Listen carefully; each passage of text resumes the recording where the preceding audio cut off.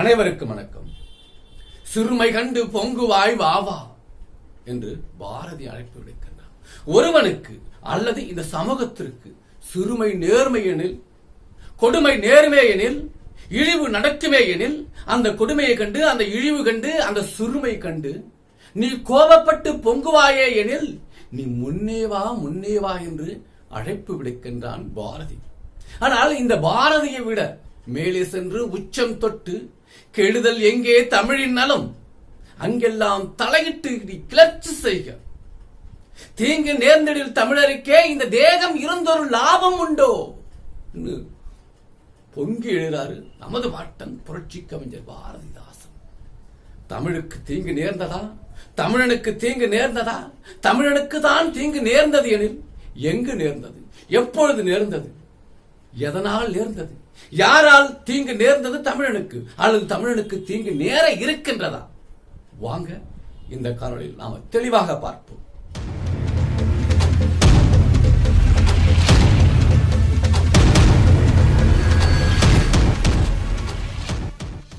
இன்றைக்கு ஓய்வு பெற இருந்த IRS அதிகாரியும் GST துணை ஆணையருமான தமிழ்நாட்டை சேர்ந்த தமிழரான பாலமுருகன் அவர்கள் பணியிடம் நீக்க செய்யப்பட்டிருக்கிறார். நேற்றைக்கு இந்திய ஒன்றிய அரசனுடைய நிதியமைச்சர் நிர்மலா சீதாராமன் அவர்களால் தமிழ்நாட்டை சேர்ந்த தமிழரான பாலமுருகன் IRS அதிகாரி நேற்றைக்கு பணியிடம் நீக்கம் செய்யப்பட்டிருக்கிறார். இப்படி பணியிட நீக்கம் செய்யப்பட வேண்டியதற்கான அவசிய காரணம் என்ன? அவர் தமிழ்நாட்டிலே தமிழராக பிறந்தார் என்பது குற்றமா? அல்லது தன்னுடைய பணி காலத்திலே நீதியோடும் நேர்மையோடும் நடந்து கொண்டார் என்பதுதான் குற்றமா? காரணம் நமக்கு தெரியவில்லை. ஆனால் எனக்கு தெரிந்த 3 காரணங்களை நான் இங்கே பதிவு செய்கின்றேன். நாம எல்லோரும் பார்த்ததுதான். சில வாரங்களுக்கு முன்னதாக தமிழ்நாட்டிலே ஊடகங்களிலே ஒரு பேசு பொருளாக இருந்தது. சேலம் மாவட்டத்தை சேர்ந்த ஆத்தூருக்கு அருகே செங்கேணி குளத்தில் உள்ள 2 அண்ணன் தம்பிகள், 2 விவசாயிகள். ஒருத்தர் பேரு கிருஷ்ணன், இன்னொருத்தர் பேரு கண்ணன். ஒருவருக்கு வயசு 71, இன்னொருவருக்கு வயசு 75. இந்த 2 விவசாயிகளுக்கும் இந்த அண்ணன் தம்பிகளுக்கு அவர்களுடைய ஊர்ல ஒரு 6 ஏக்கர் நிலம் இருக்கு, விவசாய நிலம். அந்த நிலத்தை கூட, அந்த 6 ஏக்கர் நிலம் கூட இந்த 2 விவசாயிகளும் இந்த 2 அண்ணன் தம்பிகளும் பணம் சம்பாதித்து இவர்கள் வாங்கவே இல்லை. இவர்களுடைய தந்தை மூலமாக உங்களுக்கு கிடைச்சது. அப்படின்னா என்ன? இது அந்த 6 ஏக்கர் நிலம் அவர்களுடைய மூதாதையர் நிலம். அந்த வாரிசு அடிப்படையில் அவங்களுக்கு கிடைச்ச நிலம் 6 ஏக்கர். 2 பேருக்கு பங்கு பிரிச்சா எவ்வளவு வரும்? 3.25 ஏக்கர் வரும். இதுல என்ன அப்படின்னா, இந்த 6 ஏக்கர் விவசாய நிலத்துக்கு பக்கத்துல சேலம் கிழக்கு மாவட்டத்தை சேர்ந்த பாஜக கட்சியினுடைய மாவட்ட செயலாளராக இருக்கின்ற குணசேகரன் என்பவனுக்கு பக்கத்துல நிலம் இருக்கு.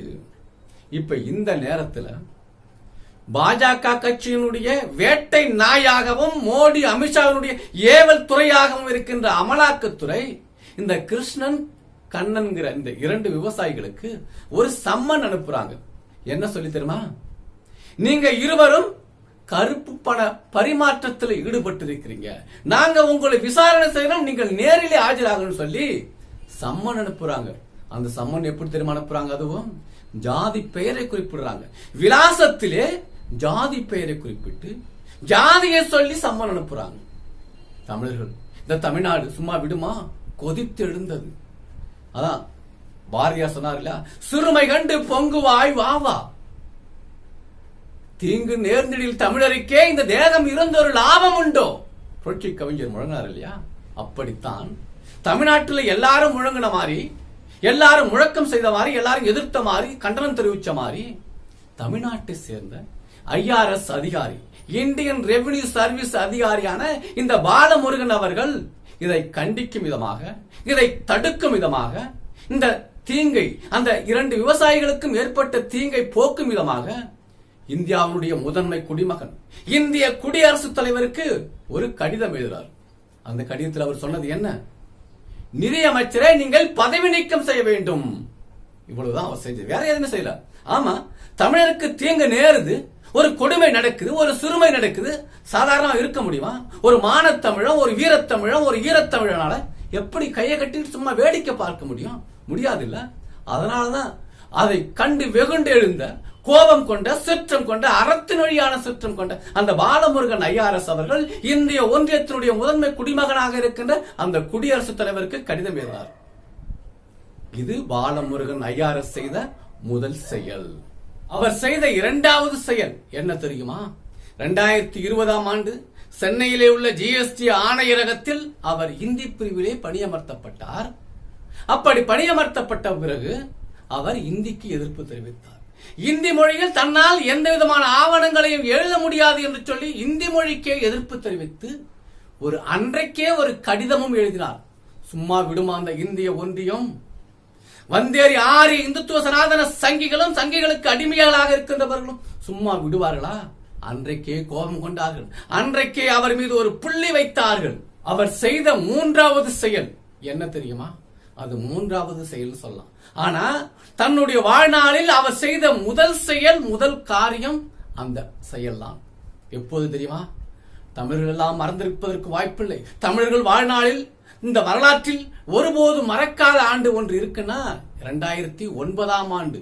ஆமா, 2009ஆம் ஆண்டு திமுக கட்சியினுடைய தலைவராக இருந்த அன்றைக்கு கேடுகட்ட கருணாநிதியும் காங்கிரஸ் கட்சியினுடைய தலைவருமாக இருந்த சோனியா காந்தியும் இருவரும் சேர்ந்து சிங்களர்களோடு கை சேர்த்து 2 லட்சம் தமிழர்களை கொன்றொழித்து இனப்படுகொலை செய்தார்கள் அல்லவா?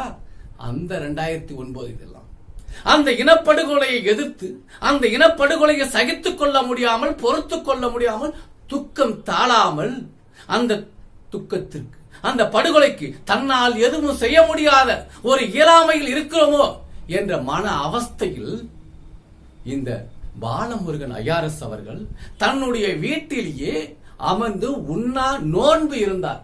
பாருங்க, அந்த ஈழ இன படுகொலைக்கு எதிராக 2009 தன்னுடைய வீட்டிலேயே உண்ணா நோன்பு இருந்தார் இந்த ஐஆர்எஸ் பாலமுருகன் அவர்கள். சும்மா விடுவார்களா? வல்லாதிக்க இந்திய ஒன்றிய அரசு, ஆரியனுக்காக ஆரியர்களால் ஆரியர்களை நடத்துகின்ற வல்லாதிக்க அரசுதான் இந்திய ஒன்றிய அரசு. சும்மா விடுமா? உடனே கட்டம் கட்டுனாங்க. அவர் அன்னைக்கே டிஸ்மிஸ், சஸ்பெண்ட் பண்ணினாங்க. அன்னைக்கு தான் முத அவர் சஸ்பெண்ட் செய்யப்பட்டார். இந்த காணொளியினுடைய தொடக்கத்திலே நான் சொன்னேன், சிறுமை கண்டு பொங்குவாய் வாவான் பாரதியார் சொன்னார்.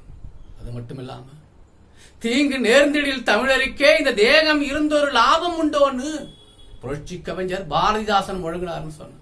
அப்படித்தான் இந்த தமிழ்நாட்டிலே தமிழருக்கு ஒரு தீங்கு நேர்ந்திடுகிறது, கொடுமை நேர்ந்திடுகிறது, அநீதி நேர்ந்திடுகிறது போதெல்லாம், அவலம் நேர்கின்ற போதெல்லாம் எவரோ ஒரு வீரமும் ஈரமும் தீரமும் கொண்ட ஒரு தமிழன் கொதித்து அது கண்டு பொங்குகின்ற போது அவன் தண்டிக்கின்றபடுவானையானால் நாம எல்லாம் இந்த 10 கோடி தமிழர்களும் செவிடர்களா, குருடர்களா அல்லது ஊமைகளா என்று தமிழ்நாட்டின் ஏதோ ஒரு வீதியில், ஏதோ ஒரு மூலையில் ஒருவர் எழுப்புகின்ற கேள்வி என் காதில் கேட்கின்றது. அது உங்கள் காதில் விழுகிறதா? நீங்கள் உங்கள் பதிலை சொல்லுங்கள். அப்படி உங்களுடைய பதிலை சொல்லுவதற்கு முன்னதாக ஒரே ஒரு நிமிடம் சற்று யோசித்து பாருங்கள். எங்கிருந்தோ பஞ்சம் பொழைப்பதற்காக கைபர் போலன் கணவாய் வழியாக வந்த அந்த ஆரியச்சனுடைய வாரிசுகள், அந்த மொட்டை பாப்பாத்தினுடைய வாரிசான இந்த நிர்மலா சீதாராமன் வாளும் வேலும் விளையாடிய அந்த கைகளான அந்த வேலு நாச்சியாருடைய வாரிசான, அந்த வேலு நாச்சியாருடைய பேரனான இந்த பாலமுருகன் ஐஆர்எஸ் அவர்கள் தோற்கடிக்கப்பட்டிருக்கிறார், வீழ்த்தப்பட்டிருக்கிறார் என்பதை மனதில் நிறுத்துங்கள். இந்த ஒரு போரிலே, இந்த ஒரு நிகழ்விலே மட்டும் பாலமுருகன் ஐஆர்எஸ் என்ற வேலு நாச்சியனுடைய பிள்ளை, வேலு நாச்சியனுடைய வாரிசுகள் மொட்டை பாப்பாத்தினுடைய வாரிசுகளால் தோற்கடிக்கப்படவில்லை. ஒவ்வொரு நிகழ்வுகளும், ஒவ்வொரு போரிலும், ஒவ்வொரு சண்டையிலும், ஒவ்வொரு யுத்தத்திலும் திருவள்ளுவருடைய வாரிசுகள், ஔவையாருடைய வாரிசுகள், வேலு நாச்சியாருடைய வாரிசுகள் இந்த ஆரியச்சினுடைய வாரிசுகளால், இந்த மொட்டை பாப்பாத்தினுடைய வாரிசுகளால் தோற்கடிக்கப்படுகிறார் என்பதை உங்களுடைய மனதிலே நிறுத்தி உங்களுடைய பதிலை சொல்லுங்கள்.